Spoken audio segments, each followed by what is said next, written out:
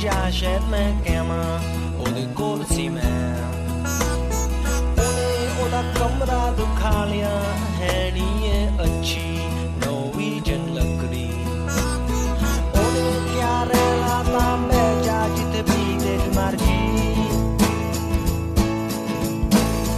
ਮੈਂ ਆਲੇ ਦੁਆਲੇ ਦੇਖਿਆ ਕੋਈ ਉੱਥੇ ਕੁਰਸੀ ਨਹੀਂ ਸੀ ਮੈਂ ਦੂਈ ਤੇ ਬਹਿ ਗਿਆ ਸਮਾਂ ਸੋਚ ਕੇ ਉਹਦੀ ਸ਼ਰਾਬ ਪੀ ਕੇ ਅਸੀਂ 2 ਵਜੇ ਤੱਕ ਗੱਲਾਂ ਕੀਤੀਆਂ ਫੇ ਉਹਨੇ ਕਿਹਾ ਸੌਣ ਦਾ ਸਮਾਂ ਹੋ ਗਿਆ Ramón Lobo, buenos días. Buenos y confusos días. Confuso. Tengo la sensación de que no nos escucha nadie. Podemos decir barbaridades y no va a pasar sí, nada. Sí, porque con el cambio de horario estamos como los británicos que no saben dónde están. Nosotros no igual. No podemos entrar ni salir. Sí, es verdad. Igual nos escucha mucha menos gente que de costumbre porque la gente dormirá lo mismo. Es domingo, al fin y al cabo. ¿Qué más da? ¿No? Hay mucha gente que me dice, no te escucho porque es a las 8. No hay manera de introducir la palabra podcast en la cultura popular. O horario razonable. Sí, horario razonable también se puede escuchar después. ¿Con qué edades te dicen eso? Ya con una cierta edad, a las 8 de la mañana. Es hora de estar despierto, ¿no? Sí, la gente joven sí escucha los podcasts. Oye, es un día además complicado porque vienes tú por la mañana a primera hora con porras y luego viene Ángela Quintas con la bronca. Claro, pero bueno, yo espero que cuando llegue Ángela no las hayamos comido todas y no haya restos. Te lo puedo asegurar. Venga, empezamos.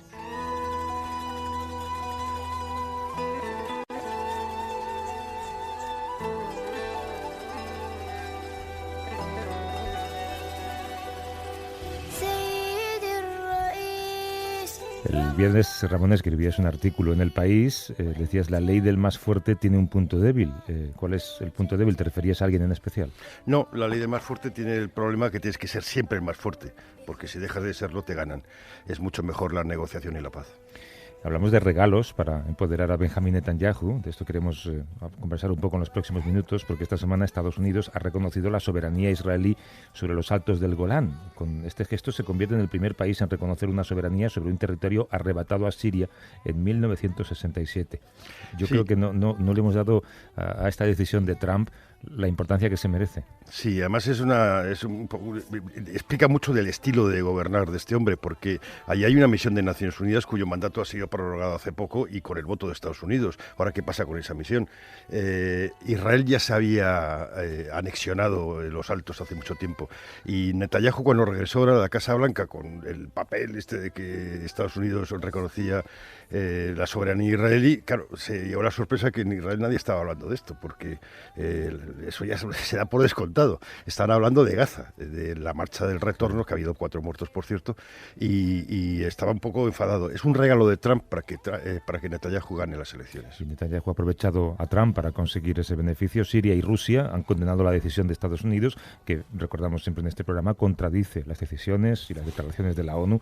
Además, por esta regla de 3, si Trump avala la anexión de un territorio, dejaría de tener autoridad moral no sé, pues para criticar a Rusia por la anexión de Crimea, ¿no? Sí, viceversa. Crimea es distinto porque Crimea en realidad era rusa entre comillas, porque la conquistaron los zares, se la regaló, fue un regalo de Khrushchev a Ucrania, pero claro, cuando Ucrania se independiza y cuestiona los puertos que es para la flota rusa es cuando Putin la retoma.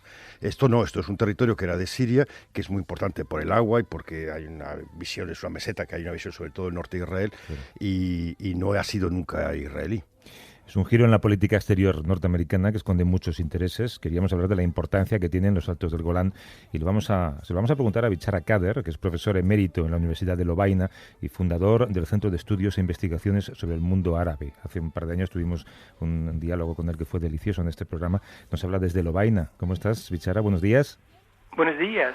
Buenos días. ¿Qué son los Altos del Golán y por qué son tan importantes? Bien, hay muchos recursos hídricos, como ha sido recordado. Es una mesa que tiene también un valor estratégico, no solamente por Israel, sino por los sirios. En particular, se sitúan a 60 kilómetros de Damasco. Entonces, para los sirios es una meseta muy importante estratégicamente, desde el punto de vista estratégico. Claro, ¿y por qué crees que Donald Trump ha decidido precisamente ahora cambiar de opinión o cambiar la política norteamericana? me se ha dicho también es un modo de respaldar a Benjamin Netanyahu en unas elecciones que se prevén reñidas. Entonces es una injerencia flagrante en el proceso electoral israelí, pero hay que subrayar que el tema de Israel en los Estados Unidos no es un tema de política exterior, sino de política interior. Para Trump le importa de verdad un pito que hiciera volar a pedazos el consenso internacional. Es un modo de añadir un insulto americano a la injuria de la ocupación israelí. Es una maniobra grosera, para muchos árabes, para los sirios es una bofetada, pero habéis visto en la imagen, en los medios de comunicación, los dos mandatarios han comparecido en la Casa Blanca para escenificar una relación bilateral. De verdad, Benjamin Netanyahu y Trump son lobos de la misma camada, quieren estar siempre en el centro de la atención mediática. Hacen noticias, pero no hacen historia. Muy buena frase esta, la apuntamos para mucha gente. Sí. Esto se inscribe también en el cambio de la embajada de Tel Aviv a Jerusalén. ¿Qué es el siguiente paso?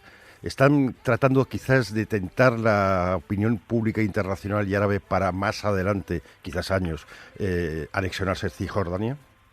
No, es que esta administración americana está volando a pedazos no solamente los dossiers que están en la mesa de la negociación, sino la mesa misma, trasladando la embajada en Jerusalén, anulando la ayuda a los refugiados palestinos, cerrando la embajada de Palestina, de la autoridad palestina en Washington. Claramente Trump quiere decir al mundo que está al lado de Israel, que sobre todo está al lado un amigo encarnecido de Benjamin Netanyahu. Supongo que su yerno Kushner ha desarrollado un papel importante en este alineamiento americano con Israel. Sí, se dice que Jared Kushner ha sido el encargado de negociar este acuerdo, al fin y al cabo. ¿Tú crees, Bichara, que Donald Trump entiende realmente la estrategia internacional o es más bien, como decías, de cara a la política interior? Porque el poder judío en Estados Unidos es sobradamente conocido. No, él haciendo a sabiendas que el apoyo de Israel en los Estados Unidos es un apoyo importante, sobre todo en el Congreso, donde el 80% de los diputados americanos dicen claramente que son detrás del Estado de Israel. Entonces, para debilitar sus adversarios políticos en la perspectiva de elecciones que serán bastante reñidas en los Estados Unidos, Trump ha decidido de tomar esta decisión grosera y safia. Pero para Israel eso es, como lo ha dicho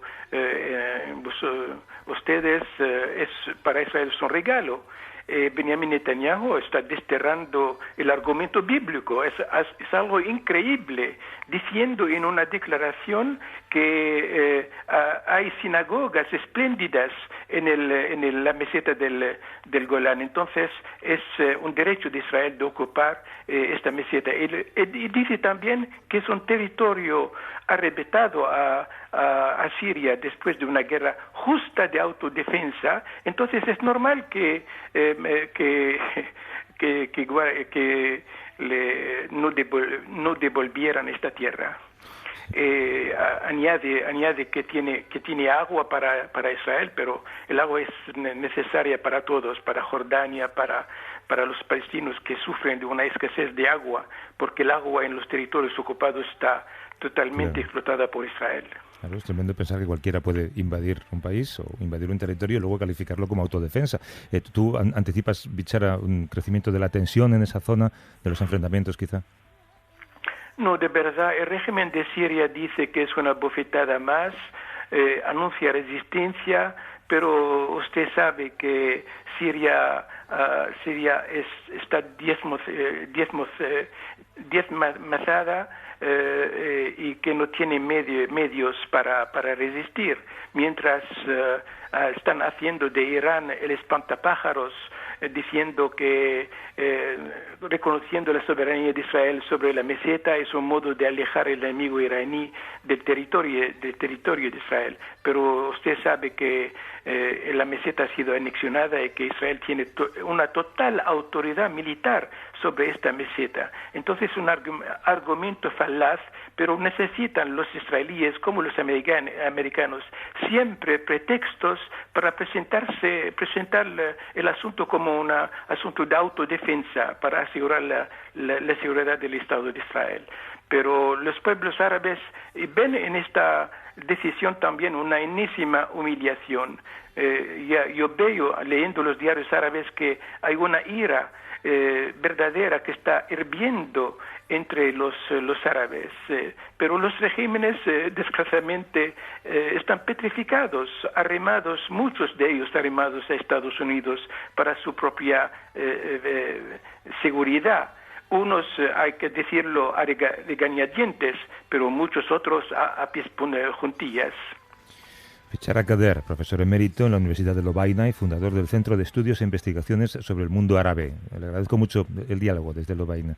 Un abrazo fuerte y suerte en el futuro. Gracias. Hasta luego. Mi única virtud y defecto es ser imperfecta. Mi lengua cuchillo doble filo en tu oreja. En esta vida y en la anterior soy guerrillera. Me matan pero vuelvo a aparecer en esta tierra. Vine a vengar con palabras a todos los muertos. Prefiero cantar una canción en los entierros. Vine a manchar. ¿Cómo era la frase que ha pronunciado que me ha gustado mucho? No me acuerdo. Esta gente da noticias, pero no de Pero no escribe la historia, es evidente. A mí me recuerda mucho Netanyahu a Milosevic, salvando las distancias, no porque sea un criminal, que eso lo discutirán los tribunales, sino por su carrera militar tiene mucha polémica. Sí, no su oportunismo indecente. Hoy hablamos de la conquista que se hizo con la espada y con la cruz, de la reconciliación. Alguien ha dicho recientemente, la conquista hace que ahora sea un tiempo de reconciliación, pero primero tenemos que pedir perdón. ¿Qué te han parecido esas declaraciones del presidente de México, de López Obrador? Bueno, tenemos que pedir perdón tanta gente que no sé por dónde empezar. Yo, la primera vez que escuché la palabra ocupación fue en Guatemala, que me lo dijo un indio maya, un indígena, me dijo, cuando fuimos ocupados, se está hablando de nosotros. Y como siempre había escuchado el descubrimiento y esas cosas, pero es verdad, los ocupamos. Y yo creo que lo que habría que hacer es ir mucho más allá, y lo que hay que pedir disculpas, pero desde ahora hasta donde haga falta, a los indígenas latinoamericanos, que son los grandes castigados y los grandes olvidados, incluso por las élites actuales. ¿Se puede interpretar esta petición de perdón en términos políticos? ¿Es un discurso oportunista para un presidente que está en su pleno auge? Sí, bueno, es un tema que gusta, pero gusta justo no a los indígenas, porque los indígenas ni siquiera tienen acceso, no tienen ni siquiera voz, son invisibles. Son pueblos indígenas que estaban ahí antes de la llegada del español, del hombre blanco, que siguen siendo invisibles en su tierra, que les están quitando la tierra. Las multinacionales se dedican a la minería, a los que se dedican al aceite de palma. Para ellos la tierra es fundamental. Es curioso porque algunos indígenas, yo conocí en Polochique, en Guatemala, unos indígenas que tenían el título de propiedad, se lo había dado el rey de España, no recuerdo qué Borbón o qué rey era. Y claro, no tienen título de propiedad. Para ellos la tierra es todo, porque es su identidad. Y en las luchas contra las presas, por ejemplo, Berta Cáceres, son los indígenas los que están en primera línea de defensa de la naturaleza. Los primeros habitantes de Latinoamérica hablan 560 lenguas, constituyen una comunidad de unos 40 millones de personas. Saludamos a Andrea Costafreda, que es directora de programas para América Latina y el Caribe de Oxfam Intermón. ¿Cómo estás, Andrea? Buenos días. Hola, buenos días, muy bien. El escarnio al que se han visto sometidas esas comunidades ha tenido muchos protagonistas y la culpa, hombre, en parte puede ser nuestra por aquella conquista torpe en muchas ocasiones, pero también multinacionales, en su mayoría norteamericanas, que les han robado tierras, agua y muchos otros culpables, ¿no? Sí, efectivamente. La intensificación del extractivismo, gracias también a la subida de precios de las commodities en la región, lo que ha hecho es que para una parte de la población, sí es cierto que se han notado cierto progreso y bienestar, pero ha colisionado mucho esas concesiones, se han incrementado, de hecho, las concesiones mineras y petroleras se han multiplicado vertiginosamente en países como Perú, Colombia, Bolivia, Ecuador y Honduras. esas concesiones en muchos casos coinciden y se solapan con lo que son los territorios indígenas. Los lotes petroleros, por ejemplo, en la Amazonía se superponen en un porcentaje muy importante con el territorio indígena y también en el caso de la minería. Eso ha generado muchísimos conflictos. El Observatorio de Conflictos Mineros de América Latina ha calculado cómo se pasa del 2010 de 120 conflictos computados a 238 conflictos en 2016. Y buena parte de esas explotaciones, sí en algunos casos está por el lado de empresas públicas, pero hay aproximadamente se calcula que el 80% de las empresas mineras que operan en América Latina son de capital canadiense, lo cual incrementa mucho más el nivel de impunidad a la hora de gestionar y dirimir esos conflictos, porque las responsabilidades extraterritoriales de las empresas y el marco jurídico para prevenir y sancionar las violaciones pues no reconocen la extraterritorialidad. Y mientras el gobierno nos pide a nosotros que pidamos perdón por el daño cometido a esa población indígena, ¿qué representación indígena hay realmente en la vida política mexicana, en el escenario político? Bueno, en la vida política mexicana, pues respecto a otros territorios en América Latina, de otros países en América Latina, donde sí se ha conseguido representación, pues en el caso de Bolivia, ¿no? Al más altísimo nivel, el propio presidente del país. Sí es cierto que en el caso de México, en algunos territorios, por ejemplo, en Oaxaca o en el sur de México, ahí sí hay cierta representación, pero más en autonomías, ¿no? En autonomías indígenas y no tanto en el nivel nacional. De hecho, en el caso de México sí se ha reportado, con el caso de AMLO, pues un cambio en la aproximación que se lee en términos positivos, ¿no? para los colectivos indígenas. De hecho, buena parte del apoyo social y electoral de AMLO viene de ese sector, pero de momento sí hay algunos pendientes importantes, ¿no? La llamada reforma energética del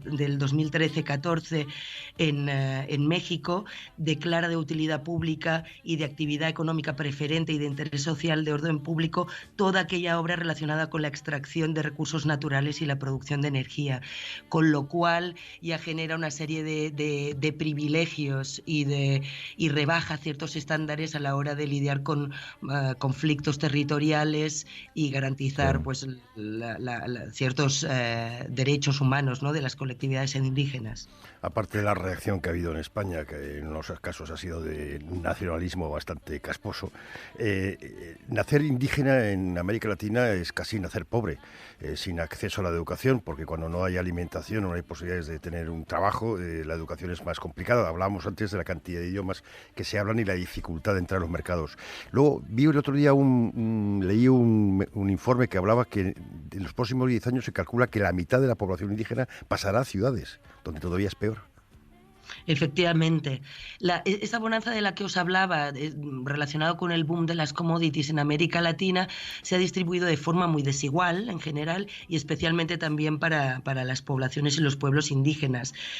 De hecho, si me imagino que te refieres a un informe del Banco Mundial, sí. Según los censos oficiales de ese informe, los pueblos indígenas representan el 8% más o menos de la población, pero en cambio su representación o su peso respecto a la pobreza es mucho más alto, ¿no? Porque constituyen el 14% de los pobres y el 17% de los extremadamente pobres. Una familia indígena tiene casi 3 veces más probabilidades de vivir en pobreza extrema que una que no lo es. Como Oxfam acabamos de publicar esta semana, hemos presentado un informe de pobreza, de desigualdad multidimensional en Guatemala, se llama Entre el suelo y la tierra, y lo que veíamos es que hay lo que denominamos desigualdades interseccionales, el hecho de ser mujer, indígena, nacer en la ruralidad y en el estrato más pobre, pues te condena casi desde la cuna a vivir en una situación de desigualdad extrema permanente, ¿no? La desnutrición infantil es 60 veces mayor en las escuelas indígenas que en las capitalinas mestizas, y el analfabetismo es 3 veces mayor en mujeres indígenas que en hombres no indígenas en Guatemala, donde esa desigualdad está absolutamente enraizada y también tiene que ver con imaginarios sociales, ¿no? que van más allá de poder entrar en el sector económico formal o tener una educación pública de calidad. Tiene que ver también con el racismo, ¿no? Muy enraizado en esa sociedad. Andrea Costafreda, que es directora de programas para América Latina y Caribe de Oxfam Intermón. Gracias, Andrea. Un beso fuerte. Muchas gracias. Gracias. Hasta luego. L'atmosfera è buona, lui non c'è. Cuando Andrea, por cierto, mencionaba AMLO es Andrés Manuel López Obrador. Bueno, Sí, la verdad o es sea, que mola mucho que tu nombre tenga unas siglas, ¿no? Sí, no, hombre, en tu es que, caso claro, y en el mío me parece que es para muy un titular es tremendo, ¿no? Tiene que decir todo, pero es curioso. Oye, que tengo 3 minutos, me da tiempo a una porra, así que venga, vamos.